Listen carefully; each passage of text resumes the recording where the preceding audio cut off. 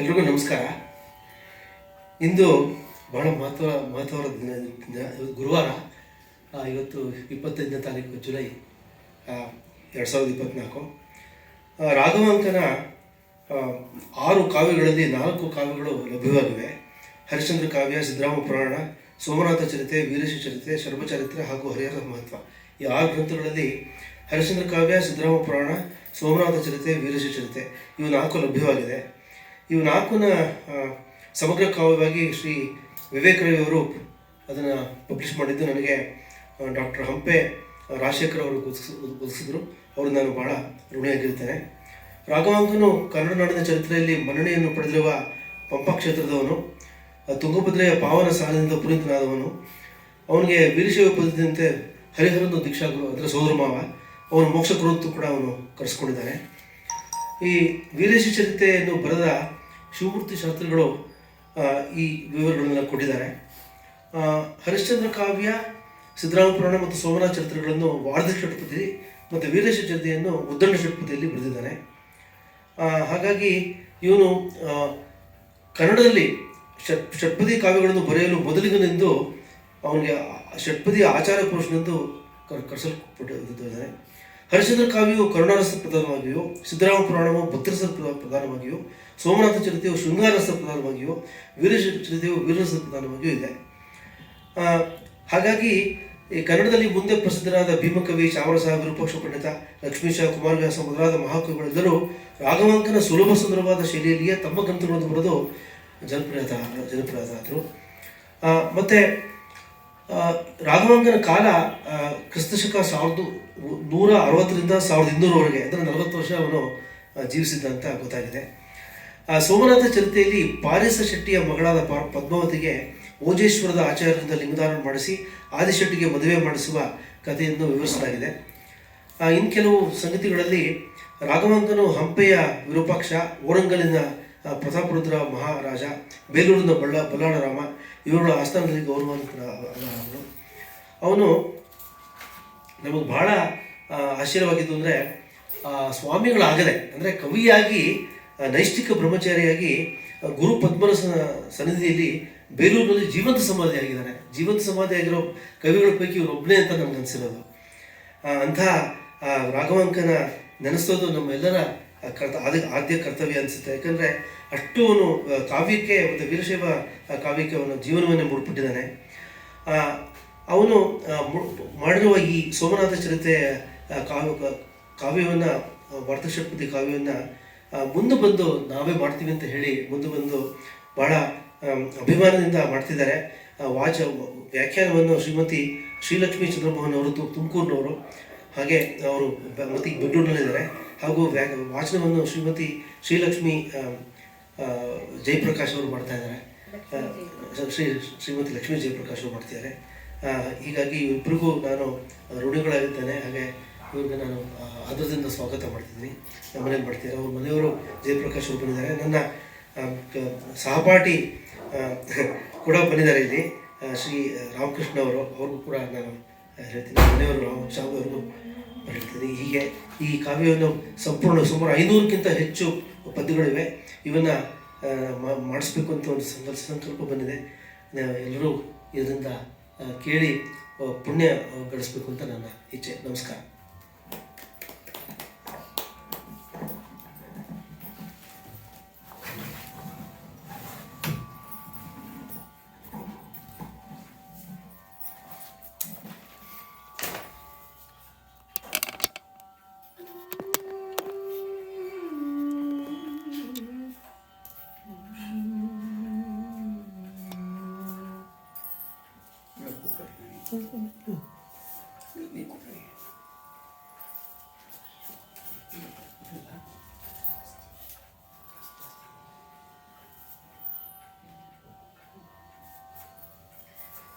अजं निर्विकल्पं निराकारमेकं निरानन्दमानन्दम् अद्वैतपूर्णं परं निर्गुणं निर्विशेषं निरीहं रूपं गणेशं भजेम। सरस्वती महाभागे विद्ये कमललोचने विश्वरूपे विशालाक्षी विद्या बुद्धिं च देहि मे। विश्वरूपे विशालाक्षी विद्या बुद्धिं च देहि मे। ऐङ्कार ह्रीङ्कार रहस्ययुक्ता श्रीङ्कार गूढार्थ महाविभूत्या ओङ्कार निर्मित प्रतिपादिनीभ्यां नमो नमः श्री गुरुपादुकाभ्यां नमो नमः श्री गुरुपादुकाभ्यां।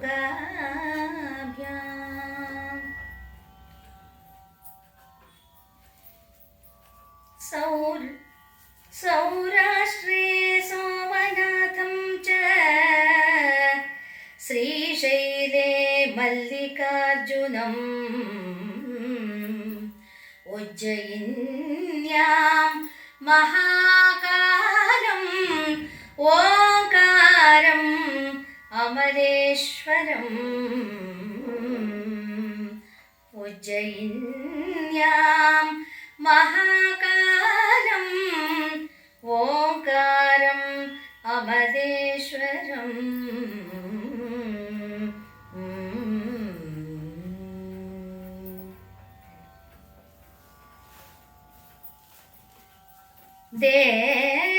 ದೇವಸಭೆಯೊಳಗೆ ಇಂದುಧರನ ಬೆಸನಂ ಪಡೆದು ಭೂವಳಯ ಕೆಸವ ಸೌರಾಷ್ಟ್ರದೊಳು ಜನಿಸಿ ಬೆಳೆದು ಆವಗಂ ವ್ಯವಹಾರ ರೂಪಿಂದೆ ಹುಲಿಗೆರೆಗೆ ನಡೆತಂದನು ಆದಯ್ಯನ ಶ್ರೀಮದ ಗಜಾಹರುಷ ರತ್ನಾಕರೇಂದು ಗೌರಿ ಮನೋವನ ವಸಂತಂ ಭವಾನಿ ವದನ ತಾಮರಸದಿನಕರನು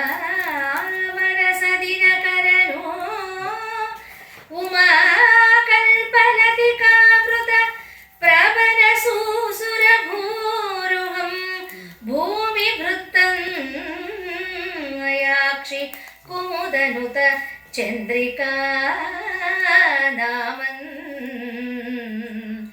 ಎನ್ನಂ ಸಲಹುಗೆ ಅನುದಿನಂ ಎನ್ನಂ ಸಲಹುಗೆ ಹುಲಿಗೆರೆಯ ಸೋಮನಾಥಂ ಸೋಮಶೇಖರಂ ಸೋಮಂ ದಯಾಳು ಮೂರ್ತಿ ವಿಳಾಸನು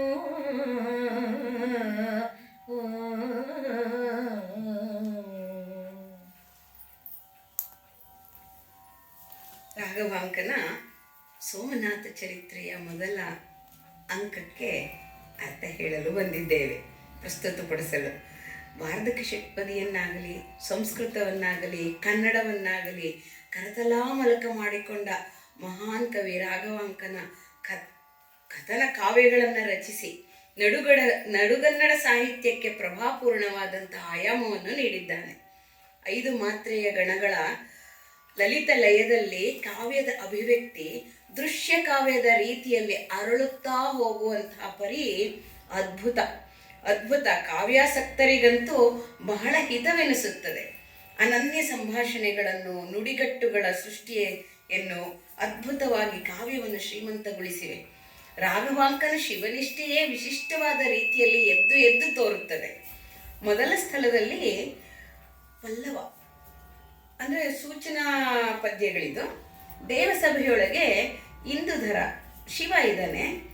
ಅಪ್ಪಣೆ ಪಡೆದು ಸೌರಾಷ್ಟ್ರದಲ್ಲಿ ಭೂವಲಯದಲ್ಲಿ ತೊಳಗಿ ಬೆಳಗುತ್ತಾ ಇರುವಂಥ ಸೌರಾಷ್ಟ್ರ ಅನ್ನೋ ಇದರಲ್ಲಿ ಈಗಿನ ಗುಜರಾತ್ ಬೆಳೆದ ಆದಿನಾಥ ಅನ್ನೋ ಗಣನಾಥನು ವ್ಯವಹಾರಕ್ಕಾಗಿ ಹುಲಿಗೆರೆಗೆ ಬಂದದ್ದು.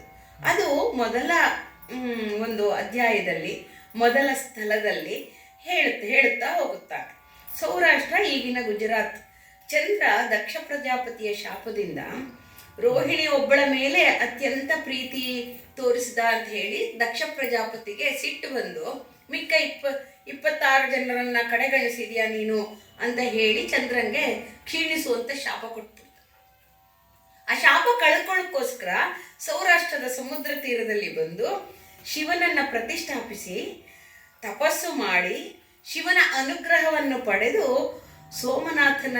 ಸೋಮನನ್ನ ತನ್ನ ಶಿರದಲ್ಲಿ ಧರಿಸುವಂತ ಅನುಗ್ರಹವನ್ನು ಪಡೆದಂತ ಜಾಗ ಅದು. ಸೋಮನಾಥ ಅಂದ್ರೆ ಶಿವನು ಚಂದ್ರನನ್ನ ಅನುಗ್ರಹಿಸಿ ತನ್ನ ಶಿರದಲ್ಲಿ ಅವನಿಗೆ ಜಾಗ ಕೊಟ್ಟಂಥದ್ದು. ಕ್ಷೀಣ ಆಗಿಯೂ ವೃದ್ಧಿ ಆಗುವಂತೆ ಅನುಗ್ರಹ ಪಡೆದು ಶಿವನ ಜಟೆಯನ್ನು ಅಲಂಕರಿಸುವ ಭಾಗ್ಯ ಪಡೆದ ಜಾಗ ಅದು. ಹಾಗಾಗಿ ಶಿವ ಅಲ್ಲಿ ಸೋಮನಾಥ, ಚಂದ್ರನ ನಾಥ ಎಂದು ಅನಿಸಿಕೊಳ್ಳುತ್ತಾನೆ. ಇಲ್ಲಿಗೆ ಗಣನಾಥನಾದಂಥ ಆದಿನಾಥ ಸ್ವಾಮಿ ಆದಯ್ಯನಾಗಿ ಹುಟ್ಟಿರ್ತಾನಲ್ಲಿ ಆ ಸೌರಾಷ್ಟ್ರ ಪ್ರದೇಶದಲ್ಲಿ ಸೋಮನಾಥನ ಭಕ್ತನಾಗಿ ಹುಟ್ಟಿರ್ತಾನೆ. ಅವನು ವ್ಯವಹಾರ ಕಾರಣವಾಗಿ ಅವನು ವರ್ತಕ ವ್ಯಾಪಾರ ವೃಂದವಾದವನಾದ್ದರಿಂದ ವ್ಯಾಪಾರಕ್ಕಾಗಿ ಹುಲಿಗೆರೆಗೆ ಬಂದಿದ್ದು. ಇದಿಷ್ಟನ್ನು ಮೊದಲ ಸ್ಥಳದಲ್ಲಿ ಹೇಳುವುದಾಗುತ್ತೆ. ದಯಾಕರನಾದ ಸೋಮಶೇಖರನ ವಿಲಾಸವನ್ನು ಹೇಗೆ ವರ್ಣಿಸಿದಾನೆ ನಮ್ಮ ರಾಘವಾಂಕರು ಅಂತ ಹೇಳಿದ್ರೆ, ಅಗಜೆಯ ಹರುಷ ರತ್ನಾಕರನ ಅಂದ್ರೆ ಅಗಜೆ ಪರ್ವತರಾಜನ ಮಗಳಾದ ಗಿರಿಜೆಯ ಹರ್ಷಕ್ಕೆ ಕಾರಣನಾದಂಥ ರತ್ನಯೇ ಶಿವ ಮುತ್ತು ಮಾಣಿಕ್ಯ ಐಶ್ವರ್ಯಾದಿಗಳಿಗಿಂತ ಹೆಚ್ಚು ಅವನು ಕೊಟ್ಟಂತ ಬಿಚ್ಚೋಲಿಗಳು ಅವಳಿಗೆ ಅತ್ಯಂತ ಶೋಭಾಯಮಾನವಾಗಿ ಕಾಣುತ್ತಂತೆ ಮಿಕ್ಕ ಎಲ್ಲ ಆಭರಣಕ್ಕಿಂತ. ಅವನ ಜಟಾಜೂಟಗಳು ಅತ್ಯಂತ ರಮಣೀಯವೆನಿಸುತ್ತಂತೆ. ಅಂಥ ಹರ್ಷ ಪಡುವಂಥವಳು ತನ್ನ ಶಿವನ ಆನಂದವನ್ನ. ಗೌರಿಯ ಮನೋನಂದನಕ್ಕೆ ಅವಳ ಮನಸ್ಸಿನಿಗೆ ಶಿವ ಬಂದ ತಕ್ಷಣ ವಸಂತನಾಗಮವಾಗ್ಬಿಡುತ್ತೆ. ಅದು ಶಿಶಿರವೇ ಆಗಿರಲಿ, ಹಿಮ ತುಂಬಿದ ಹಿಮಾಲಯವೇ ಆಗಿರಲಿ, ಶಿವ ಇದ್ದ ಕಡೆ ಅವಳಿಗೆ ವಸಂತ ಕಾಲ. ಭವಾನಿ ಮುಖ ಕಮಲಗಳು ಅರಳುತ್ತಂತೆ ಸೂರ್ಯನಾಗಿ ಬರುತ್ತಾನೆ. ಮುಖ ಕಮಲಗಳಿಗೆ ಸೂರ್ಯನೋಪಾದಿಯಲ್ಲಿ ಬರುತ್ತಾನೆ. ಕೇಳಿದ್ದನ್ನು ಕೊಡುವ ಕಲ್ಪಲತೆ, ಭೂಮಿಯಲ್ಲೇ ಬೆಳೆದ ಭೂಮಿಯ ಮಗಳ ಕಣ್ಣುಗಳೆಂಬ ಕುಮುದಗಳಿಗೆ ಚಂದ್ರಿಕೆಯಾಗಿರುವ ಸೋಮಶೇಖರನು ಅನುದಿನವೂ ಹುಲಿಗೆರೆಯ ಸೋಮನಾಥನಾಗಿ ದಯಾಳುವಾಗಿ ಈ ರಾಘವಾಂಕ ಹೇಳ್ತಾ ಇದ್ದಾನೆ, ನನಗೆ ತೋಡ್ಪಡಿಸಿಕೊಳ್ಳಲಿ, ಅವನು ಅಕ್ಷರ ರೂಪದಲ್ಲಿ ಅನುಗ್ರಹ ಮಾಡಿ ಸಲಹಲಿ. ಅದರಿಂದ ಈ ಕಾವ್ಯ ಶಿವಪ್ರಣೀತವಾದುದು ಎನ್ನುವಷ್ಟು ಘನತರವಾಗಿರಲಿ ಅನ್ನುವ ಅಪೇಕ್ಷೆ ಕವಿಯದು.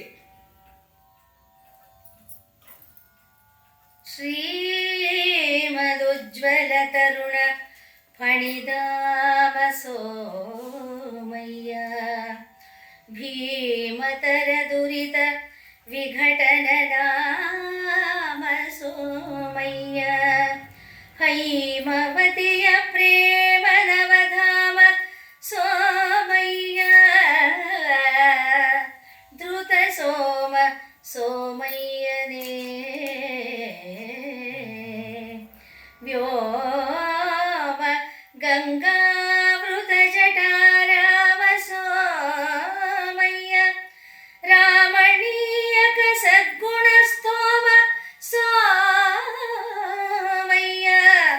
ಕೋಮಲ ಆಲಾಪಮಂ ಕರುಣಿಸು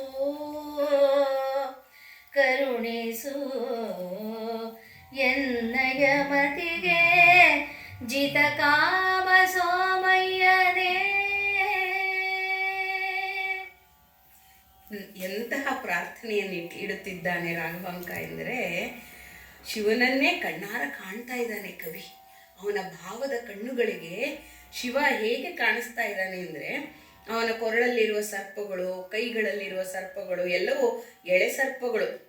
ಯಾವುದು ಉಜ್ವಲವಾಗಿರುವಂಥ ಸರ್ಪಗಳು, ಯಾವುದು ಪ್ರಾಯಸನ್ನ ಮುದಿ ಸರ್ಪಗಳಲ್ಲ. ಅಂಥ ಸರ್ಪಗಳು ಹೊಳಿತಾ ಇದ್ದಾವೆ. ಅಂಥವಕ್ಕೆ ಆಶ್ರಯದಾತನಾದ ಸೋಮನಾಥ, ಕಡು ಕಷ್ಟಗಳನ್ನ ನಾಮ ಸ್ಮರಣೆಯಿಂದಲೇ ದೂರ ಮಾಡುವಂತಹ ಸೋಮಯ್ಯ, ಹಿಮಗಿರಿ ತನೆಯ ಗಿರಿಜೆಯ ಪ್ರೇಮಕ್ಕೆ ಆಧಾರ ಸ್ವರೂಪನಾದಂಥ ಸೋಮಯ್ಯ, ದೃಢ ನಿಶ್ಚಯ ಮಾಡುವನು ಸೋಮಯ್ಯ. ಅಲ್ಲಿ ಅಳುಕಿಲ್ಲ ಶಿವನಿಗೆ. ತನ್ನ ಭಕ್ತರನ್ನ ಅನುಗ್ರಹ ಮಾಡಬೇಕಾದ್ರೆ ಇವರು ಅದಕ್ಕೆ ಯೋಗ್ಯರೋ ಯೋಗ್ಯರಲ್ಲವಾ ಎನ್ನೋ ಯಾವ ಅಳುಕೂ ಇಲ್ಲದಂಥ ಸೋಮಯ್ಯ ನಿಶ್ಚಿತವಾಗಿ ದೇವಗಂಗೆಯನ್ನು ತನ್ನ ಜಟಾಜೂಟದಲ್ಲಿ ರಮಣೀಯವಾಗಿ ಧರಿಸಿರೋನು. ಅಂದರೆ ಅದರಲ್ಲಿ ಕುಂದಿಲ್ಲ. ಗಂಗೆ ಬಂದು ಜಟೆಯನ್ನ ಕುಂದಿಸುವ ಹಾಗಿಲ್ಲ. ಅವಳದರಲ್ಲಿ ಅಲಂಕಾರ ಪ್ರಾಯಳಾಗಿರಬೇಕೇ ಹೊರತು ಕುಂದಿಸುವ ಹಾಗಿಲ್ಲ. ಅದು ಅವನಿಗೆ ಇನ್ನೊಂದು ವಿಚಿತ್ರ ರಮಣೀಯತೆಯನ್ನು ತಂದುಕೊಡುತ್ತೆ ಶಿವನಿಗೆ. ಶಿವನ ಗುಣಕ್ಕೆ ಮತ್ತೊಂದು ಗುಣ ಸೇರಿದಂತೆ ಆಗಿರುತ್ತದೆ. ಹಾಗೆ ರಮಣೀಯ ಸದ್ಗುಣಗಳ ಖಣಿ. ಎಂತೆಂಥ ಸುಂದರವಾದಂಥ ಗುಣಗಳಿದೆ. ಅಗಣಿತ ಗುಣಧಾಮನಾಗಿದ್ದಾನಲ್ಲ ಸೋಮನಾಥ, ಅವನು ನನಗೆ ಲಾಲಿತ್ಯವಾದಂಥ ಕೋಮಲವಾದಂಥ ಆಲಾಪ ಮಾಡಲು, ಅಂದರೆ ಹಾಡಲು ಪದಜೋಡಣೆಯನ್ನು ಅನುಕೂಲಕರವಾಗುವಂತೆ ಅಕ್ಷರಗಳನ್ನು ನನ್ನ ಮತಿಗೆ ತೋಚಿಸು, ನನ್ನ ಮತಿಯಲ್ಲೂ ಪ್ರಚೋದಿಸು. ಈ ಬೇಡಿಕೆಯನ್ನು ಎಲ್ಲ ಕವಿಗಳು ಇಟ್ಟರೆ ಚೆನ್ನಾಗಿರುತ್ತೆ. ಅಷ್ಟು ಚೆನ್ನಾಗಿ ಬೇಡ್ಕೊಂಡಿದ್ದಾನೆ. ಅದನ್ನು ಎಷ್ಟು ಮನೋಜ್ಞವಾಗಿ ಹಾಡಿದ್ದಾರೆ. ಗಮಕಿಗಳು ಹಾಡ್ಲಿ ಅನ್ನೋಕ್ಕೋಸ್ಕರನೇ ಅವನು ಬರೆದಿಯಾನೆ. ಅದು ಇಲ್ಲಿ ಸಿಕ್ಕಿದೆ ಅನ್ನೋ ಆ ಭಾವ ಬರುತ್ತೆ. ಪರಸ್ಪರ ಭಾವ ಇವತ್ತು ಕೂಡಿ ಬಂದಿದೆ ಈ ಕಾಲ ಎಂದುಕೊಳ್ಳುವಂತೆ ಆಗಿದೆ. ಸೋಮ ಸೋಮ ವಿಭೂಷ ಸೋಮ ಸೋಮ ವಿಭೂಷ ಸುರರಾಜರಿಪು ಭೀಮ ಭೀಮ ಪೃತುಳ ಭುಜ ಶಮನ ಶಮನ ಜಿತ ಕಾಮ ಕಾಮ ವಿದೂರ ಗುಣಗಾತ್ರ ಗಾತ್ರ ಪಿಂಗಳ ಜಟಾರಾಮ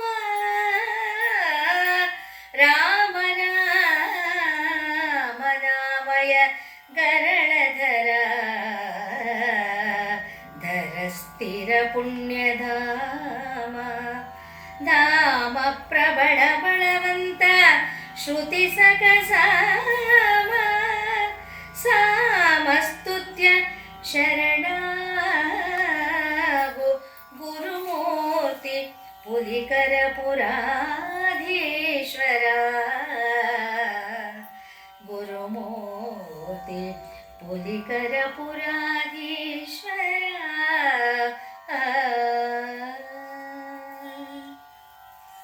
ಸೋಮ ಎಂದರೆ ಚಂದ್ರನೂ ಹೌದು, ಅಮೃತವೂ ಹೌದು. ಅಮೃತಮಯನಾದಂಥ ಭಗವಂತ, ಅಮೃತ ಸ್ವರೂಪನಾದಂಥ ಚಂದ್ರನಿಂದಲೇ ಭೂಷಣವಾಗಿದ್ದಾನೆ. ಚಂದ್ರ ಶಿವನಿಗೆ ಭೂಷಣವಾಗಕ್ಕೆ ಎಷ್ಟು ಅನುಗ್ರಹ ಪಡೆದಿದ್ದಾನೋ. ಅಮೃತಮಯನಾದಂಥ ಭಗವಂತನನ್ನು ಸೇರಿ ಗಂಗೆ ಬೇರೆ ಇರ್ತಾಳೆ ಜೊತೆಯಲ್ಲಿ, ಅಲ್ಲಿ ಇನ್ನೂ ಶೀತಳವಾಗ್ತಾನಂತೆ ಚಂದ್ರ. ಅವನ ತಂಪು ಇನ್ನೂ ತಂಪಾಗುತ್ತಂತೆ. ಹಾಗೆ ಭೂಷಣಪ್ರಾಯವಾಗಿ ಇದ್ದಾನೆ ಚಂದ್ರ. ದೇವಶತ್ರುಗಳನ್ನು ನಾಶ ಮಾಡುವಂಥ ಸೋಮನಾಥ ಪ್ರತುಳ ಭುಜ ಶಮನ. ಎಂಥ ಬಲವಂತರಿರಲಿ ಅವರ ಭುಜ ಬಲವನ್ನು ಶಮನ ಮಾಡುವಂಥವನು. ಶಮನಜಿತ ಕಾಮ, ಯಾರು ಶಮನ ಮಾಡ್ಕೋಬೇಕು ಕಾಮನನ್ನ, ದೈಹಿಕ ಕಾಮನೆಗಳನ್ನು, ದೈಹಿಕ ಇಚ್ಛೆಗಳನ್ನು ದೂರ ಮಾಡ್ಕೋಬೇಕು ಅಂತಾರೋ ಅವರಿಗೆ ಗೆಲ್ಲುವ ಹಾಗೆ ಅನುಗ್ರಹ ಮಾಡುವವನು ಶಿವ. ಕಾಮವಿದೂರ, ತಾನು ಸ್ವತಃ ಶಾರೀರಿಕ ಇಚ್ಛೆಯನ್ನಾಗಲಿ ಮಾನಸಿಕ ಇಚ್ಛೆಯನ್ನಾಗಲಿ ಇಲ್ಲದಂಥ ವಿರಾಗಿ ಅವನು. ಗುಣಗಾತ್ರ, ಅವನ ಗುಣಗಳನ್ನು ವರ್ಣಿಸಲು ಸಾಧ್ಯವೇ? ಗಾತ್ರ ಪಿಂಗಳ ಜಟಾರಾಮ. ಅಲ್ಲಿ ಚಂದ್ರನಿಂದ ಪ್ರಭಾವಿತಲಾದಂಥ ಅವನ ಜಟೆ ಪಿಂಗಳ ವರ್ಣದ್ದಾಗಿದೆ. ಪಿಂಗಳ ವರ್ಣ ಅಂದರೆ ಹೊಳೆಯುವಂಥ ಚಿನ್ನ ವರ್ಣದಲ್ಲಿ ಪ್ರಕಾಶಿಸ್ತಾ ಇದೆ. ಬಿಕಾಸ್ ಆಫ್ ಚಂದ್ರ ಶೀತಲವಾಗಿ ಆ ಪ್ರಭೆಯನ್ನ ಬೀರಿದನ ಜಟೆಯಲ್ಲಿ ಕೆಂಜಡೆಯ ಸುಲಿಪಲ್ಲ ಗೊರುವನ ಕಂಡೆ ಅಂತ ಅಕ್ಕ ಮಹಾದೇವಿ ಹೇಳ್ತಾಳಲ್ಲ, ಅದು ನೆನಪಿಗೆ ಬಂತು. ಯಾಕೆಂದ್ರೆ ಚಂದ್ರನ ಸಾನ್ನಿಧ್ಯದಿಂದ ಅಲ್ಲಿ ಹೊಂಬಣ್ಣದ ಜಟೆ ಆಗಿದೆ, ಅದು ರಮಣೀಯವಾಗಿ ಕಾಣಿಸ್ತಿದೆ. ರಾಮನಾಮ ಆಮಯ ಅಂದ್ರೆ ಭಗವಂತ ರಾಮನಾಮವನ್ನು, ರಾಮ ಶಿವನಾಮವನ್ನು ಮಾಡುತ್ತಾನೆಂದು ನಮ್ಮ ಪುರಾಣಗಳು ಹೇಳುತ್ತವೆ. ಗರಳಧರ ನಂಜನ್ನೇ ಉಂಡವನಲ್ವೇ ಅವನು, ಹಲಾಹಲವನ್ನ, ದೇವತೆಗಳನ್ನ, 12 ಬ್ರಹ್ಮಾಂಡವನ್ನ ಉದ್ಧಾರ ಮಾಡಲು ಹುಟ್ಟಿದಂತ ಕಾಲಕೂಟ ವಿಷವನ್ನ ಶಂಖದಲ್ಲಿ ಹಿಡಿದು ಪಾನ ಮಾಡಿದಂಥವನು, ತನ್ನ ಗಂಟಲಲ್ಲಿ ಅದಕ್ಕೆ ನೆಲೆ ಕೊಟ್ಟವನು. ಅದಕ್ಕೆ ಗರಳಧರ. ಧರ ಸ್ಥಿರ ಪುಣ್ಯ. ಈ ಭೂಮಿಯ ಪುಣ್ಯವೆಂಥದೋ, ಭಗವಂತನನ್ನ ಆರಾಧಿಸ್ತಾ ಇರೋದೇ ಈ ಭೂಮಿಯ ಅತ್ಯಂತ ಶ್ರೇಷ್ಠವಾದ ಪುಣ್ಯ. ಧಾಮ ಪ್ರಬಲ ಫಲವಂತ. ಬಲವಂತರೆಲ್ಲ ಶಿವನನ್ನ ಆಧರಿಸಿ ಉದ್ಧಾರ ಆಗ್ತಾರೆ. ಶಿವಭಕ್ತ ಬಲವಂತರೆಲ್ಲ ಲೋಕಕ್ಕೆ ಪ್ರಯೋಜನಕಾರಿಯಾಗಿರ್ತಾರೆ. ಶ್ರುತಿ ಸಕ ಸಾಮ. ಶ್ರುತಿಗಳು ಅವನನ್ನು ಸಾಮವೇದದಲ್ಲಿ ನುತಿಸುತ್ತವೆ. ಸಾಮವೇದ ಅತ್ಯಂತ ಪ್ರಿಯವಾದ ವೇದ. ಅದು ಸಾಮವೇದ ಅತ್ಯಂತ ರಾವಣ ಪ್ರಣೀತವಾದಂಥ ಸಾಮವೇದ. ಅದರಿಂದ ಸ್ತುತಿ ಮಾಡಲ್ಪಡುವವನು. ಅಂಥ ದೈವಕ್ಕೆ, ಅಂಥ ಸೋಮನಾಥನಿಗೆ ನಾನು ಶರಣಾಗ್ತೀನಿ. ಪುರಾಧೀಶ್ವರ, ಹುಲಿಗೆರೆಯ ಪುರವನ್ನ ಅಧಿಷ್ಠಾನ ದೇವತೆಯಾದಂಥ ಸೋಮನಾಥ, ನಿನಗೆ ನಾನು ಶರಣಾಗುತ್ತೇನೆ ಅಂತ ಹೇಳ್ತಾ ಇದ್ದಾನೆ, ಪ್ರಾರ್ಥನೆ ಮಾಡ್ಕೊಳ್ತಾ ಇದ್ದಾನೆ. ನುತಕಾಯ ಜಿತಮಾಯ ಪುರಮಥನ ವರ ಕಥನ ಧೃತ ಸೋಮಗತ ಕಾಮ ಚರಲಿಂಗವರ ಸಂಗ ಶ್ರುತಿ ದೂರ ಮತಿಸಾರ ಗಿರಿಜೇಶ ಸ್ಮರದಾಚ ದುರಿತಹರ ಕರುಣಾಕರ ಪ್ರತಿರಹಿತ ನುತಿ ವಿಹಿತ ಶರಣ ಜಯ ಭರಣ ಜಯ ವಿತತ ಗಣ ಚತುರ ಗುಣ ಸುರರಾಜವರ ತೇಜ ಸಿತಿಗಳನೆ ಯತಿ ಬಳನೆ ಶರಣಾಗೋ ಗುರುಮೂರ್ತಿ ಪುರಿಕರ ಪುರಾಧೀಶ್ವರ.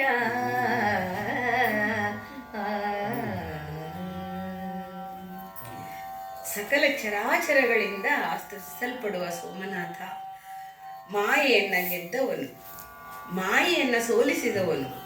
ಜಿತಮಾಯ ಅಂದ್ರೆ ಮಾಯೆಯನ್ನ ಸೋಲಿಸಿದವನು. ಪುರಮಥನ, ತ್ರಿಪುರವನ್ನ ಮಥನ ಮಾಡಿದವನು.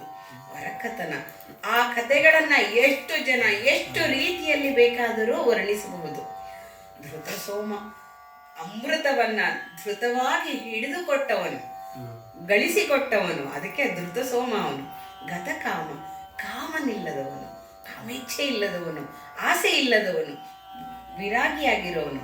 ಚರಲಿಂಗ, ಚರಲಿಂಗವಾಗಿರೋನು ಅಂದ್ರೆ ಸಂಚರಿಸುವ ಲಿಂಗಮೂರ್ತಿಯಾಗಿರೋನು.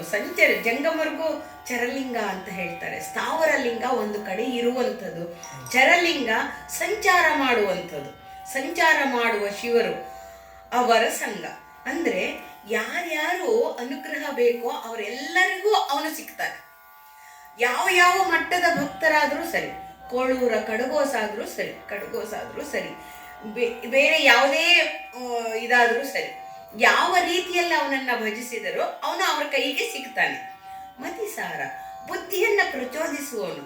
ಕರ್ಮ ಕಳೆದಂಥವರಿಗೆ ಬುದ್ಧಿಯನ್ನ ತನ್ನ ಪಾದದೆಡೆಗೆ ಎಳಕೋತಾನಂತೆ. ಮತಿಯ ಸಾರ್ವೇ ಅವನಾಗ್ತಾನಂತೆ. ಗಿರಿಜೆಯ ಈಶನಾಗಿರೋನು. ಸ್ಮರನಾಶ, ಮನ್ಮಥನನ್ನ ನಾಶ ಮಾಡಿದವನು. ಅವನಿಗೆ ಪ್ರೇಮ ಸ್ವರೂಪವನ್ನ ಕೊಟ್ಟವನು. ದುರಿತಹರ ಕರುಣಾಕರ, ಕಷ್ಟವನ್ನ ಕಳೆಯುವವನು, ಕರುಣಾಮಯನಾಗಿರುವಂಥವನು.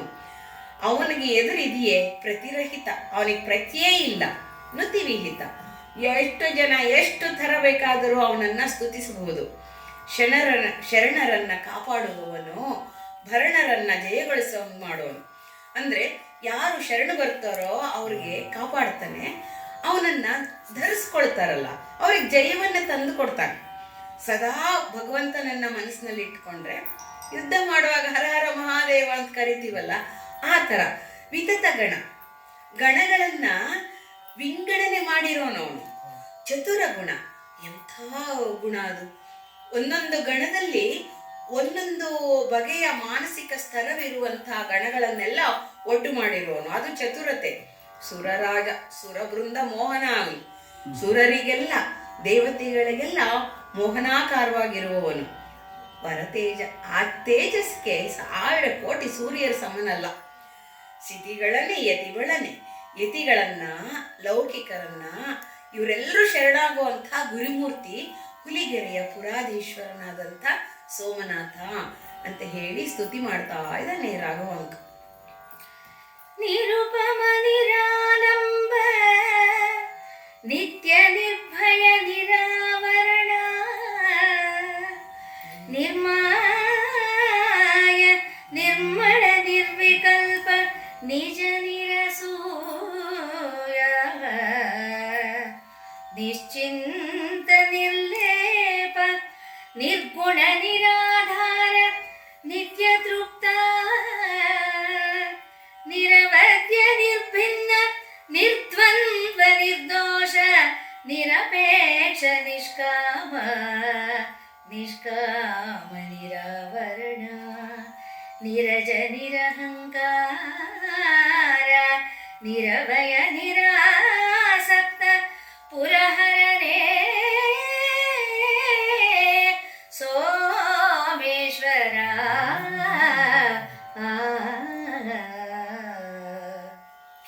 ಸಾಟಿ ಇಲ್ಲದವನು, ಅನುಪಮವಾಗಿರುವವನು, ಅವಲಂಬನೆಯ ಅವಶ್ಯಕತೆ ಇಲ್ಲದವನು, ಎಲ್ಲರಿಗೂ ಅವನೇ ಅವಲಂಬನೆ, ನಿತ್ಯವಾಗಿರೋನು.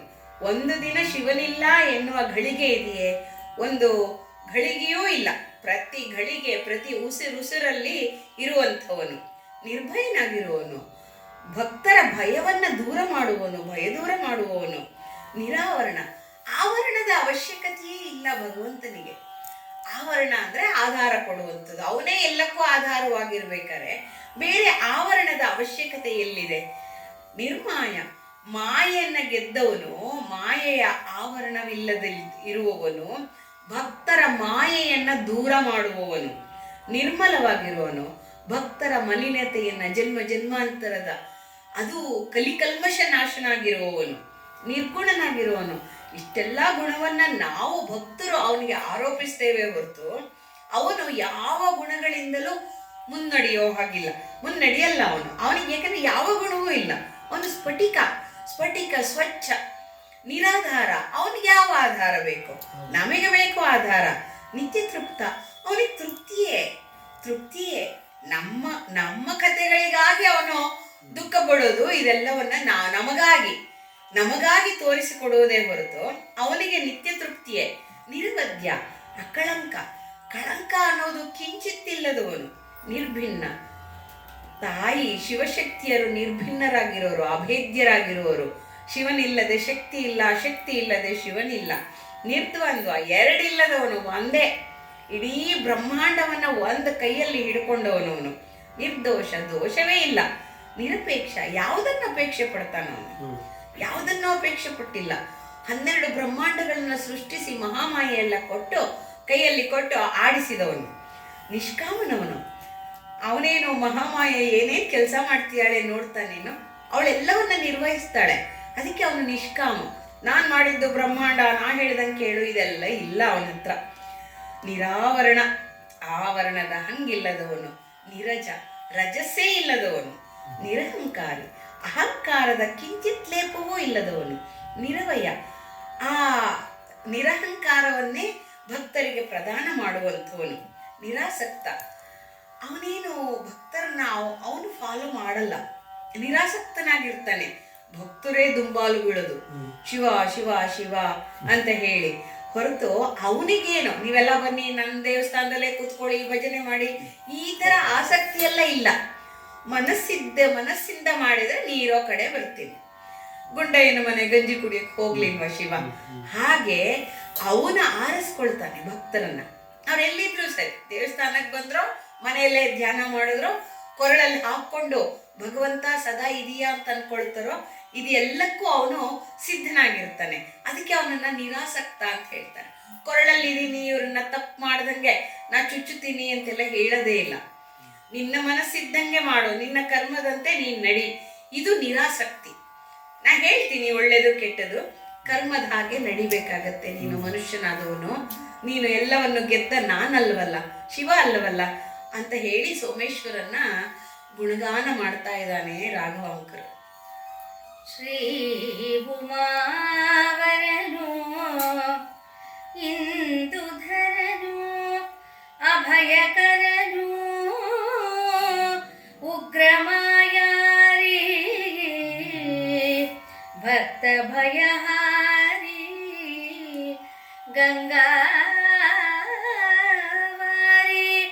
ವಾಯುಭುಗ್ಭೂಷಣು ಉತ್ತಮ ವೇಷನು ಅಘತಿಮಿರಪೂಷನು ಅತಿ ವಿಗತ ದೋಷ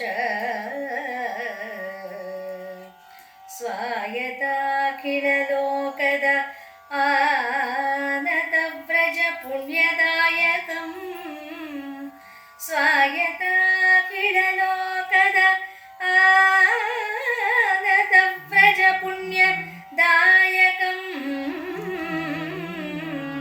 ಹರಿವಿರಿಂಚಾದಿ ಪ್ರಮುಖ ದೇವರಾಯ ಹಂಪೆಯ ಪಂಪಾ ವಿರೂಪಾಕ್ಷನು ಯಮಗೀಗೆ ಭಕ್ತಿ ಜ್ಞಾನ ವೈರಾಗ್ಯಮಂ ಪಂಪಾ ವಿರೂಪಾಕ್ಷನು ಯಮಗೀಗೆ ಭಕ್ತಿ ಜ್ಞಾನ ವೈರಾಗ್ಯಮಂ.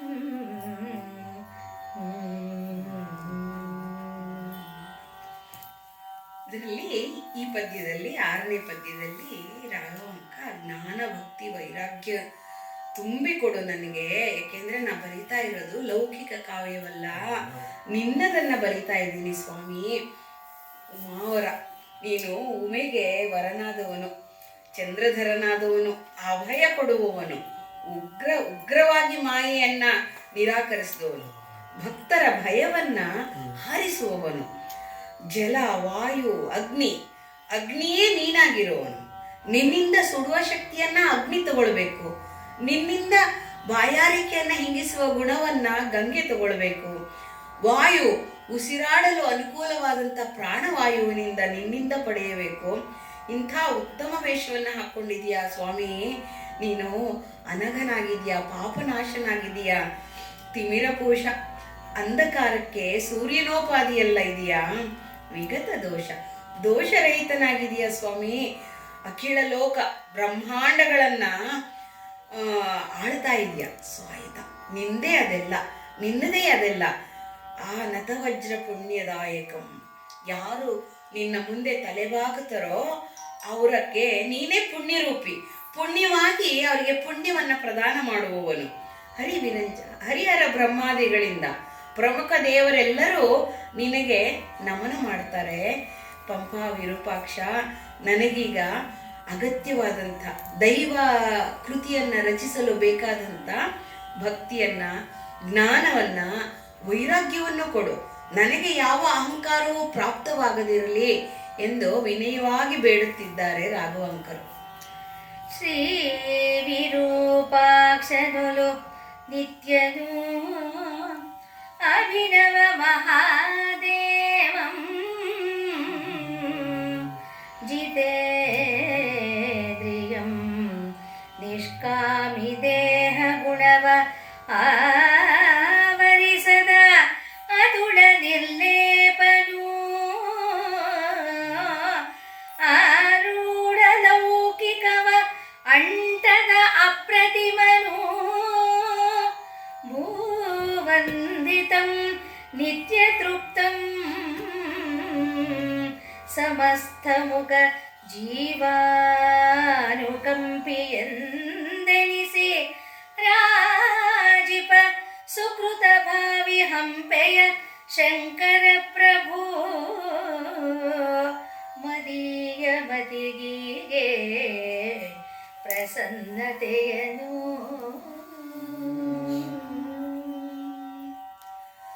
ರಾಘವಾಂಕನ ಮನಸ್ಸೀಗ ವಿರೂಪಾಕ್ಷನ ಹತ್ರ ಹೋಗಿದೆ. ವಿರೂಪಾಕ್ಷ ನನಗೆ ಹೇಗೆ ಕೃಪೆ ಮಾಡಿದ್ದ ಸ್ವಾಮಿ, ಹಾಗೆ ಅವನು ಬೇರೆ ನೀನು ಬೇರೆ ಅಲ್ಲ, ನಿತ್ಯನಾಗಿರೋವನು ಅಭಿನವ ಮಹಾದೇವಂ. ಎಲ್ಲೆಲ್ಲಿ ಯಾವ ಹೆಸರಿನಿಂದ ಕರೆದರೂ ಮಹಾದೇವ ಮಹಾದೇವನೇ. ಜಿತೇಂದ್ರಿಯನಾದವನು, ನಿಷ್ಕಾಮಿಯಾದವನು, ದೇಹಗುಣ ಆವರಿಸಿದ ಅತುಳ ನಿರ್ಲೇಪ ಆರೂಢವಾಗಿರುವವನು, ನಿರ್ಲೇಪನ ಮಾಡಿಕೊಂಡವನು, ದೇಹಗುಣ ಆವರಿಸಿದಂತೆ ಭಕ್ತರಿಗೂ ಆ ಭಾವವನ್ನು ಕಡಿಮೆ ಮಾಡೋನು, ದೇಹವನ್ನು ಬಯಲು ಮಾಡಿಕೊಳ್ಳುವಂಥ ಒಂದು ಅದ್ಭುತ ಪರಿವರ್ತನೆ ಶಿವನಿಂದ ಮಾತ್ರ ಸಾಧ್ಯ. ಈ ಶರೀರದ ಆವರಣವನ್ನು ಕಳಚಿದಂಥ ಅಲ್ಲಮ್ಮ ಪ್ರಭುವಿನ ಹಾಗೆ ಬಯಲ ದೇಹಿಯಾಗಬೇಕಾದ್ರೆ ಈ ನಿರ್ಲೇಪನಾರೂಢನಾದಂಥ ಶಿವನಿಂದ ಸಾಧ್ಯ. ಆರೂಢ ಲೌಕಿಕ ಅಂಟದ ಪ್ರತಿಮನು. ಲೌಕಿಕ ಎಷ್ಟೇ ಭಕ್ತರು ಅವನನ್ನ ಪ್ರೀತಿ ಮಾಡಲಿ, ಹತ್ರ ಕರ್ಕೊಳ್ಳಿ, ಯಾವ ಲೌಕಿಕವೂ ಅವನಿಗಂಟದು, ಅವನ ನಿರ್ಲೇಪ ಇವರಿಗಂಟುಕೊಳ್ಳುತ್ತಷ್ಟೇನೆ. ಭೂಮಿಯಲ್ಲೆಲ್ಲ ಕಡೆ ಒಂದನೆಯನ್ನು ಅನುಭವಿಸುವವನು, ನಿತ್ಯ ತೃಪ್ತನಾಗಿರುವವನು, ಸಮಸ್ತ ಜೀವಿಗಳು, ಮನುಷ್ಯನೇನು ಇರುವೆಯಿಂದ ಆನೆಯವರೆಗೂ ಎಲ್ಲ ಜೀವಿಗಳಿಗೂ ಅನುಕಂಪ ತೋರುವವನು. ಒಂದಕ್ಕಾದ್ರೂ ಆಸರೆ ಇಲ್ಲ ಅನ್ನೋದಿಲ್ಲ, ಜೀವನ ಮಾರ್ಗ ಇಲ್ಲ ಅನ್ನೋದಿಲ್ಲ, ಬದುಕಿನ ಹಾದಿ ಅವುಗಳ ಜೀವಕ್ಕೆ ಅವುಗಳದೇ ಆದಂಥ ರೀತಿ, ಅವುಗಳದೇ ಆದಂಥ ಗೂಡುಗಳು, ಅದೇ ಒಂದು ಅದ್ಭುತ ಲೋಕವನ್ನು ತೆರೆದಿಡುತ್ತದೆ. ಸುಕೃತರಿಗೆ ಇದೆಲ್ಲವೂ ಕಣ್ಣಿಗೆ ಕಾಣುತ್ತೆ. ಅವ್ರ ಹತ್ರ ನೀನು ವಿರಾಜಮಾನವಾಗಿ ತೋರಿಸ್ಕೊಡ್ತೀಯ, ಎಲ್ಲವನ್ನ ನೋಡುವಂತ ಗುಣವನ್ನ ತೋರಿಸ್ಕೊಡ್ತೀಯಲ್ಲ ಪ್ರಭು. ನನ್ನ ಬುದ್ಧಿಗೀಗ ಹೇ ಶಿವ ಶಂಕರ ಪ್ರಭು, ನನಗೀಗ ನನ್ನ ಬುದ್ಧಿಗೆ ಪ್ರಸನ್ನತೆಯನ್ನು ಕೊಡು. ನನಗೆ ಘನತರವಾದದ್ದನ್ನು ನೋಡಬೇಕಾದಾಗ ಇರಬೇಕಲ್ಲ, ಪ್ರೆಸೆನ್ಸ್ ಆಫ್ ಮೈಂಡ್, ಪ್ರಸನ್ನತೆ. ಆ ಪ್ರಸನ್ನತೆಯನ್ನು ಕೊಟ್ಟು ನಿನ್ನ ಕೃತಿಯನ್ನು ಬರೆಸ್ಕೊಳ್ಳಪ್ಪ ಸ್ವಾಮಿ ಅಂತ ವಿನಯವಾಗಿ ರಾಘವಾಂಕ ಬೇಡ್ಕೊಳ್ತಾ ಇದ್ದಾನೆ. ಸಕಲಾಗಮನು ಆಚಾರ್ಯನು ಅಪ್ರತಿಮನು ಅನಸೂಯನು ಅಕಳಂಕನು ಉತ್ತಮನು ಅನಂತ ವೇದಾರ್ಥ ಸಾಧಕನು ವಿದ್ಯಾತೀತನು ಆನಂದಮಯನು ಶಾಪಾನುಗ್ರಹ ಸಮರ್ಥನು ಪ್ರಕಟಿತ ಯಶೋಮಯಂ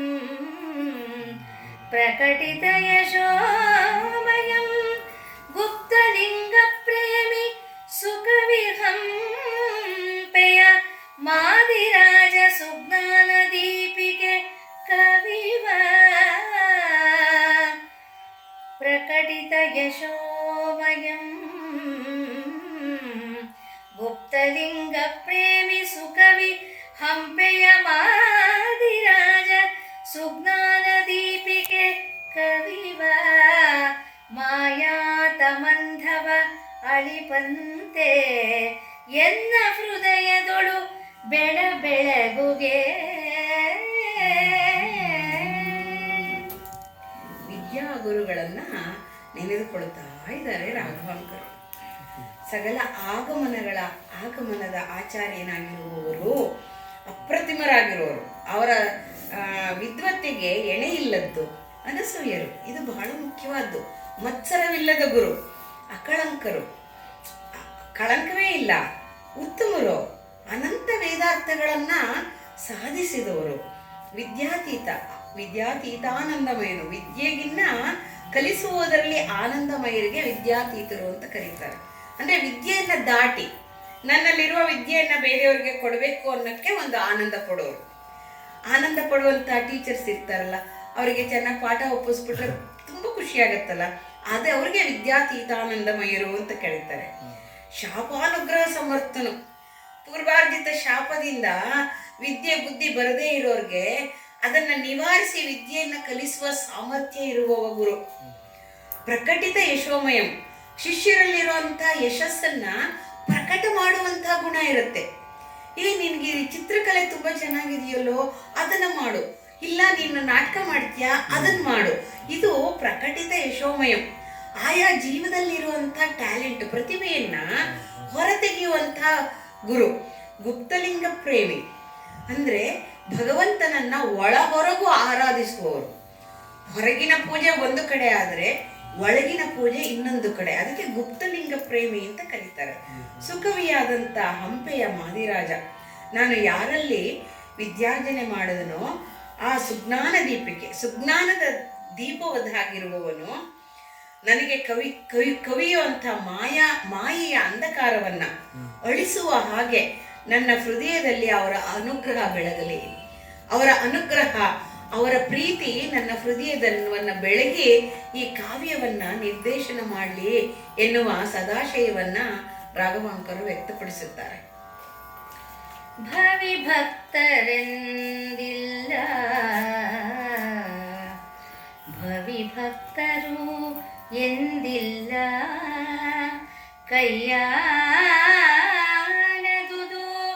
ತನ್ನ ಯುವತಿಗಲ್ಲದೆ ಮನದೊಳೆ ಎಡಸದುದು, ಕಾಯದಿ ಇಚ್ಛೆ ಬಿಡಿಯದುದು,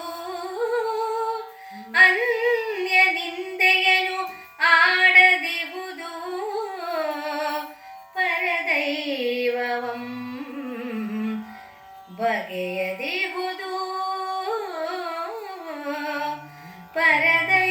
ಪರದೈವಮಂ ಬಗೆಯದಿಹುದು, ಶಿವಲಿಂಗ ಪೂಜೆಯನು ಅಜಸ್ರ ಹಿಂಗದುದು, ಕಾಮ ವಿಕಾರವಾದಿ ಷಡುವರ್ಗವರಿಯದುದು, ಕಾಮ ವಿಕಾರವಾದಿ ಷಡುವರ್ಗವ ಅರಿಯದುದು, ನೇಮವಿದು ಎಂದು ನಡೆವ ಹಂಪೆಯ ಮಹಾದೇವ, ಹಂಪೆಯ ಮಹಾದೇವ ಗುರುರಾಯ ರಕ್ಷಿಸುಗೆ ಎಂಬನು ರಕ್ಷಿಸುಗೆ.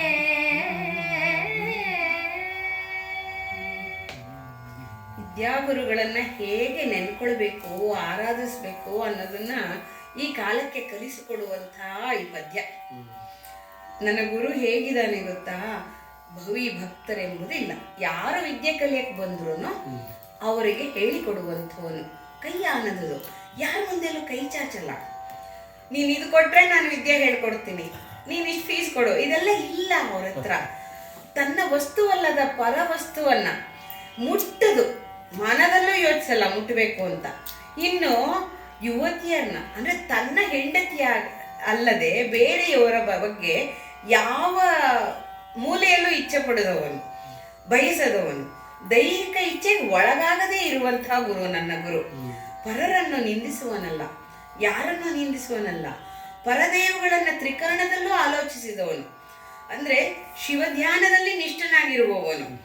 ಪರದೈವವನ್ನ ಬೈಯುವುದಿಲ್ಲ, ಆದ್ರೆ ನಿಷ್ಠೆ ಶಿವನಿಗೆ.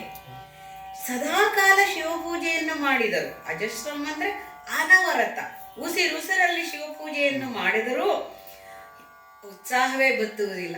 ಎಷ್ಟು ಮಾಡಿದ್ರೂ ಶಿವನ ಪೂಜೆ ಸಾಲದಿನ್ನು. ನಿದ್ದೆ ಮಾಡುವಾಗ ಉಸಿರಿನಲ್ಲಿ ನಾವು ಎಲ್ಲಿ ಗಮನಿಸುತ್ತೇವೆ? ಆ ಪ್ರಾಣದಲ್ಲಿ ಪ್ರಾಣವಾಗಿರುವಂತಹ ಆ ದೈವವನ್ನು ಆರಾಧಿಸಲು ಉತ್ಸಾಹ ಹಿಂಗಿದರಾಗತ್ಯೆ. ಉತ್ಸಾಹ ಹಿಂಗದವನು ನನ್ನ ಗುರು. ಅರಿಷಡ್ವರ್ಗನು, ಕಾಮ ಕ್ರೋಧ ಲೋಭ ಮೋಹ ಮದ ಮಾತ್ಸರ್ಯ ಅನ್ನೋ ಅರಿಷಡ್ ಗುರುಗಳು ಅವನ ಹತ್ರಕ್ಕೂ ಸುಳಿದಿಲ್ಲ. ಅವೆಲ್ಲವೂ ಸಂಯಮಿತವಾದಂಥ ಆ ಯತಿವರ್ಯನಾಗಿರುವಂಥ ನೇಮನಿಷ್ಠೆಯಿಂದ ನಡೆದುಕೊಳ್ಳುವಂಥ ನನ್ನ ಗುರುವಿನಲ್ಲಿದೆ ಆ ಗುಣಗಳೆಲ್ಲವೂ. ಅಂತ ಹಂಪಿಯಲ್ಲಿರುವ ಆ ಗುರುರಾಯ ಮಹಾದೇವ ಸ್ವರೂಪನಾದಂಥ ಗುರುಮೂರ್ತಿ ನನ್ನನ್ನು ರಕ್ಷಿಸಲಿ, ಅವನ ಎಲ್ಲ ಗುಣಗಳಲ್ಲೂ ನನ್ನಲ್ಲಿ ಆರೋಪಿತವಾಗಲಿ ಎಂಬ ಸದಾಶಯವನ್ನ ವ್ಯಕ್ತಪಡಿಸ್ತಾ ಇದ್ದಾರೆ ರಾಘವಾಂಕರು. ಆ ಮಹಾದೇವನು ಉದರದೊಳು ಗುರುಭಕ್ತಿ ನಿಷ್ಕಾಮವರಿವ ಆಚಾರ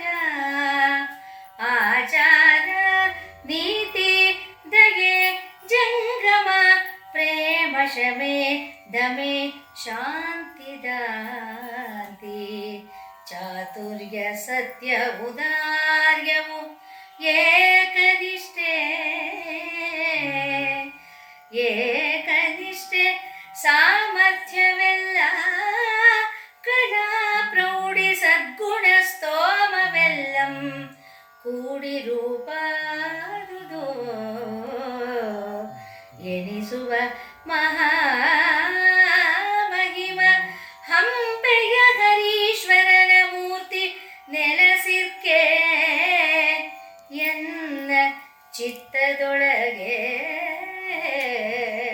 ಹಂಪೆಯ ಹರೀಶ್ವರನ ಮೂರ್ತಿ ನೆಲೆಸಿರ್ಕೆ ಎನ್ನ ಚಿತ್ತದೊಳಗೆ. ಈಗ ಹರಿಹರನ ತನ್ನ ವಿದ್ಯಾಗುರುವೋ ದೀಕ್ಷಾಗುರುವೋ ಮೋಕ್ಷಗುರುವೋ ಆದಂಥ ಹರಿಹರನನ್ನ ನೆನೆದುಕೊಳ್ತಾ ಇದ್ದಾನೆ. ಮಹಾದೇವ ಸ್ವರೂಪಿಯಾದಂಥ ಆ ನನ್ನ ಗುರು ನನ್ನ ಉದರದಲ್ಲಿ ನನ್ನೊಳಗೆ ಗುರುಭಕ್ತಿಯನ್ನು ನೀಡಲಿ, ನಿಷ್ಕಾಮ ಕರ್ಮದ ಅನುಗ್ರಹ ಮಾಡಲಿ, ಆಚಾರವನ್ನು ದಯಪಾಲಿಸಲಿ, ಆ ಆಚಾರದಲ್ಲಿ ನೀತಿ ಇರಲಿ, ದಯೆ ಇರಲಿ, ಜಂಗಮ ಪ್ರೇಮವಿರಲಿ. ಯಾರು ಶಿವ ಎನ್ನುವರೋ ಅವರನ್ನೆಲ್ಲ ಪ್ರೀತಿಯಿಂದ ಕಾಣುವಂತಹ ಪ್ರೇಮವಿರಲಿ. ಶಮ ಇಂದ್ರಿಯ ನಿಗ್ರಹ, ದಮ ಒಳ ಮನಸ್ಸಿನ ನಿಗ್ರಹ, ಶಾಂತ ಗುಣವಿರಲಿ. ಇಂದ್ರಿಯಗಳೇ ದಾಂತಿ ಅಂದರೆ ಇಂದ್ರಿಯ ನಿಗ್ರಹಗಳು, ಅಂದರೆ ಹೊರಗಿನ ಇಂದ್ರಿಯಗಳು ಪಟುತ್ವವಾಗಿರಬೇಕು, ಅಂದರೆ ಅದಕ್ಕೆ ಶಕ್ತಿ ಚೆನ್ನಾಗಿರಬೇಕು, ಚಾತುರ್ಯವಾಗಿರಬೇಕು, ನಿಗ್ರಹಿಸಲು ಶಕ್ತಿ ಇರಬೇಕಲ್ಲ, ಆ ಶಕ್ತಿ ಬೇಕು ಎಂದು ಕೇಳಿಕೊಳ್ತಿದ್ದಾನೆ.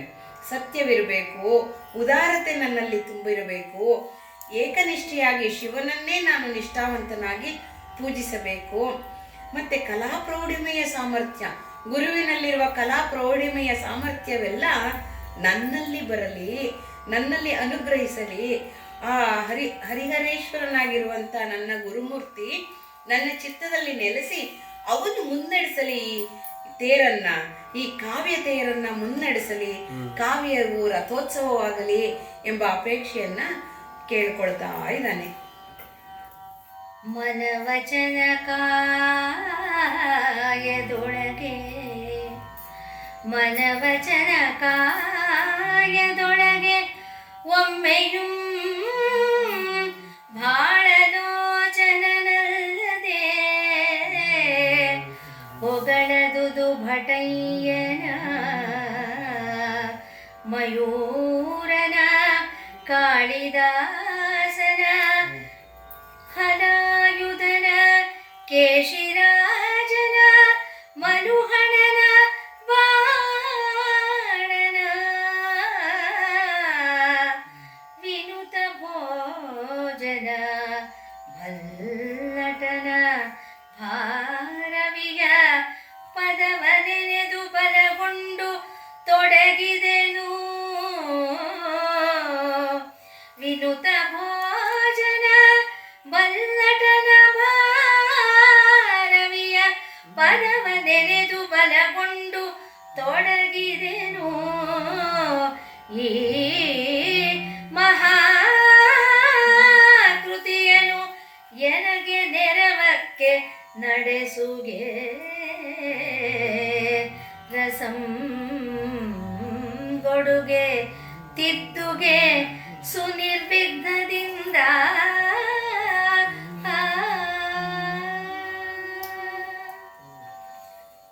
ಈ ಪದ್ಯದಲ್ಲಿ ರಾಘವಾಂಕರು ತನ್ನ ಸಮಕಾಲೀನ ಕೃತಿ ರಚಿಕರು ಅಥವಾ ಮೊದಲು ಕೃತಿ ರಚಿಸಿದವರನ್ನೆಲ್ಲ ನೆನೆದುಕೊಳ್ತಾ ಇದ್ದಾನೆ. ಅಂದ್ರೆ ಯಾರ ಕೃತಿಗಳಿಂದ ಪ್ರೇರಿತನಾಗಿರ್ತಾನೆ, ಯಾರ ಕೃತಿ ಅವನ ಮನಸ್ಸನ್ನ ಸೆಳೆದಿರುತ್ತೆ ಸಾಹಿತ್ಯದೆಡೆಗೆ, ಅವರನ್ನೆಲ್ಲ ನೆನ್ಕೊಳ್ತಾ ಇದ್ದಾನೆ. ಮೊಟ್ಟ ಮೊದಲಿಗೆ ಶಿವನನ್ನ ತನು ಮನಗಳಲ್ಲಿ ಮಾತುಗಳಲ್ಲಿ ಶಿವನಲ್ಲದೆ ಬೇರೆ ದೈವವನ್ನ ಹೊಗಳದೇ ಇರುವಂಥ ಆ ಭಟಯ್ಯ ಅನ್ನೋ ಒಬ್ಬ ಮನುಷ್ಯ ಇರಬಹುದು, ನಮಗೆ ಅದು ಗೊತ್ತಿಲ್ಲ. ಮಯೂರ, ಕಾಳಿದಾಸ, ಹಲಾಯುಧ, ಕೇಶಿರಾಜ, ಮಲೋಹಣನ ಬಾಣನ, ಮಲ್ಲಟನ, ಭಾರವಿಯ ಪದಗಳನ್ನ ನೆನೆದು ಅವ್ರು ಬರೆದಿರುವಂತ ಕೃತಿಗಳನ್ನೆಲ್ಲ ನೆನೆದು ಆ ಪದಗಳನ್ನ ಅಭ್ಯಾಸ ಮಾಡ್ತಾ ಮಾಡ್ತಾ ರಸಪೂರೆ ಉಕ್ಕಿ ರಸದ ಊಟೆಗಳನ್ನು ನನ್ನ ಮನಸ್ಸಿನಲ್ಲಿ ಎದ್ದಿತ್ತಲ್ಲ, ಅದರಿಂದ ಬಲ ಬಂದಿದೆ ನನಗೆ. ಇವರೆಲ್ಲ ಇಷ್ಟೆಲ್ಲ ಬರೆದಿಯಾರಲ್ಲ, ನಾನು ನನ್ನ ದೈವವನ್ನ ಕುರಿತು ಅದೇ ರಸದೂಟೆಗಳನ್ನ ನನ್ನಲ್ಲಿ ಎಬ್ಬಿಸಿರುವಂತಹ ಮಾತುಗಳನ್ನ ಬರೆಯಬೇಕು ಅಂತ ಹೇಳಿ ಈ ಮಹಾಕೃತಿಯ ರಚನೆಗೆ ತೊಡಗ್ಬಿಟ್ಟಿದ್ದೀನಿ. ನನಗೆ ಸಹಾಯಕವಾಗ್ಲಿ. ಏನು ಅವರು ಯಾವ ಯಾವ ಕಾವ್ಯಗಳಲ್ಲಿ ಏನು ಏನು ರಸ ಉಕ್ಕಿಸಿದಾರೋ ಎಲ್ಲವೂ ನನ್ನ ಒಂದೇ ಕಾವ್ಯದಲ್ಲಿ ಉಕ್ಕಿ ಬರಲಿ. ನನ್ನ ಕಾವ್ಯದ ಆ ಲಲಿತ ಲಾಲಿತ್ಯಕ್ಕೆ ವಿಘ್ನ ಬರದೇ ಇರಲಿ, ನಿರ್ವಿಘ್ನವಾಗಿ ನಡೆಸೋ ಹಾಗೆ ಇವರೆಲ್ಲರೂ ಆಶೀರ್ವಾದಗಳು ನನ್ನ ಮೇಲೆ ಇರಲಿ ಎಂಬಂತ ಮಾತನ್ನ ಹೇಳುತ್ತಿದ್ದಾನೆ ರಾಘವಾಂಕ. ರಸದೊಳು ಅರ್ಥದೊಳು ಭಾವದೊಳು ಅಲಂಕಾರದೊಳು ಹೊಸ ರೀತಿಗಳು ಬಂಧದೊಳು ಲಕ್ಷಣದೊಳು ಪದ ವಿಸರದೊಳು ಕಾವ್ಯದೊಳು ತಪ್ಪುಳ್ಳೊಡೆ ರಸದೊಳು ಅರ್ಥದೊಳು ಭಾವದೊಳು ಅಲಂಕಾರದೊಳು ಹೊಸ ರೀತಿಗಳು ಬಂಧದೊಳು ಲಕ್ಷಣದೊಳು ಪದ ವಿಸರದೊಳು ಕಾವ್ಯದೊಳು ತಪ್ಪುಳ್ಳೊಡೆ ಇದರೊಳಗೆ ಪರರು ಕೈ ಇಕ್ಕದಂತೆ ಸಸಿನೆ ಮಾಡುವುದು ತಿದ್ದುವುದು ಕೊಂಡಾಡಿ ಲಾಲಿಸಿ ಕೇಳುವುದು ಎಲ್ಲ ಶಿವಾಚಕರು ಸಸಿನೆ ಮಾಡುವುದು ತಿದ್ದುವುದು ಕೊಂಡಾಡಿ ಲಾಲಿಸಿ ಕೇಳುವುದು ಎಲ್ಲ ಶಿವಾಚಕರು ನಾನಿಮ್ಮ ಶಿಸುವೆನಗೆ ಕುಂದಿಲ್ಲದೆಯೇ ಏತರಿಂದಲೇ ಎನ್ನ ಭರಭಾರ ನಿಮ್ಮದಾಗಿ ನಾನಿಮ್ಮ ಶಿಸುವು ಎನಗೆ ಕುಂದಿಲ್ಲದೆ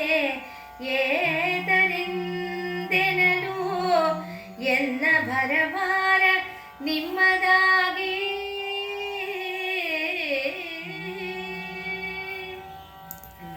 ಇಲ್ಲಿ ಕೃತಿಯನ್ನು ಕೇಳುವ ಶಿವಭಕ್ತರನ್ನ ಕುರಿತು ಅವನ ಭರವಸೆಯನ್ನ ವ್ಯಕ್ತಪಡಿಸ್ತಾ ಇದ್ದಾನೆ. ಒಳ ಅರ್ಥಗಳಿಂದ ಕೂಡಿರುವಂಥದ್ದು, ಭಾವದಲ್ಲಿ ಅಲಂಕಾರಪ್ರಾಯವಾದಂತಹ ಅಕ್ಷರಗಳನ್ನ ಜೋಡಿಸಿರುವ ರೀತಿಯಲ್ಲಿ ಹೊಸ ರೀತಿಯಲ್ಲಿ ಪದಗಳನ್ನ ಬಂಧಿಸಿದ್ದೀನಿ.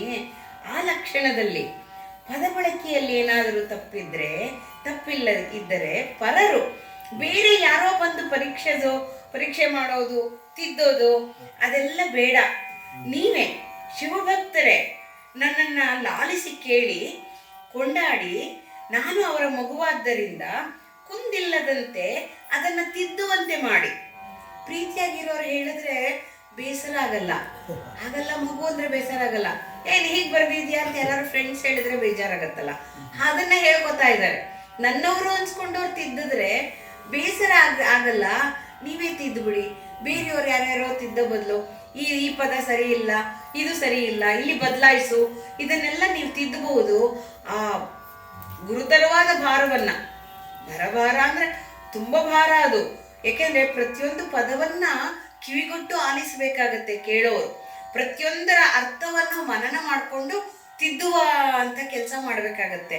ಅಂತ ಗುರುತರವಾದ ಭಾರವನ್ನ ಶಿವಭಕ್ತರಿಗೆ ವಹಿಸ್ತಾ ಇದ್ದೀನಿ ಅಂತ ಹೇಳಿ ಅದೆಷ್ಟು ಭರವಸೆ ಅವನಿಗೆ ತನ್ನ ಕೃತಿಯ ಮೇಲೆ, ತನ್ನ ಸಾಹಿತ್ಯದ ಹಿಡಿತದ ಮೇಲೆ, ತನ್ನ ಲಯದ ಮೇಲೆ, ತನ್ನ ಶಿವಭಕ್ತಿಯ ಮೇಲೆ, ತನ್ನ ಗುರುಭಕ್ತಿಯ ಮೇಲೆ ಅತ್ಯಂತ ಭರವಸೆಯನ್ನಿಟ್ಟು ಈ ಮಾತನ್ನು ರಾಘವಾಂಕರು ಹೇಳುತ್ತಿದ್ದಾರೆ. ನೆರೆದು ನೆರೆದ ಈ ಕೃತಿಯೊಳುಳ್ಳ ಲೇಸುಗಳನ್ನು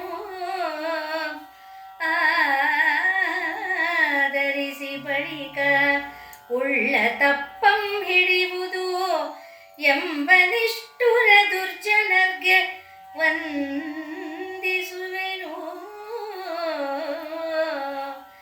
ಎನ್ನಂ ಜನಂ ನಗಲಾಗದೇಕೆ ಎಂದೊಡೆ ವರಮುಕುರಮಂ ತೊಡೆವರಾರೋ ಅಂಗಡವನು ಬೋ ಹರಿಪರಾರೋ ಮಲಿನ ಬರವನು ಒಗೆವರಾರು ಇದಂ ಪರಿಕಿ ಪಡೆ ಸುಜನರು ಎಂತಿರ್ದಡೆ. ಈ ಕೃತಿಗೆ ಅವರು ಕುಂದ ಕಾಣಿಸಲಾಪರೆ.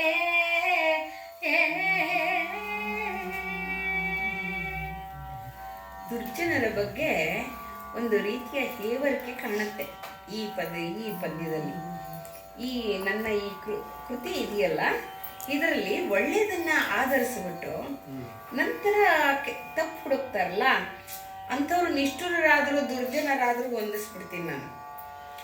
ಆದರೆ ಯಾರು ಕನ್ನಡಿಯಲ್ಲಿ ಕಾಣ್ತಾ ಇರೋಷ್ಟು ಸ್ವಚ್ಛವಾಗಿರುವಂಥ ಶುದ್ಧವಾಗಿರುವಂಥ ನನ್ನ ಕೃತಿಯನ್ನ ನಗಬೇಕು ಅಂದ್ಕೊಂಡೇ ಹುಡುಕ್ತಾರಲ್ಲ ಅಂಥವ್ರಿಗೆ ನಾನೇನು ಹೇಳೋಕ್ಕಾಗಲ್ಲ.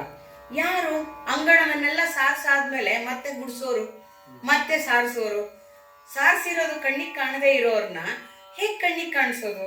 ಇದನ್ನ ಹೇಳ್ತಾ ಇದ್ದಾನೆ, ಎಷ್ಟು ಚೆನ್ನಾಗಿ ಹೇಳ್ತಾನೆ ನೋಡಿ.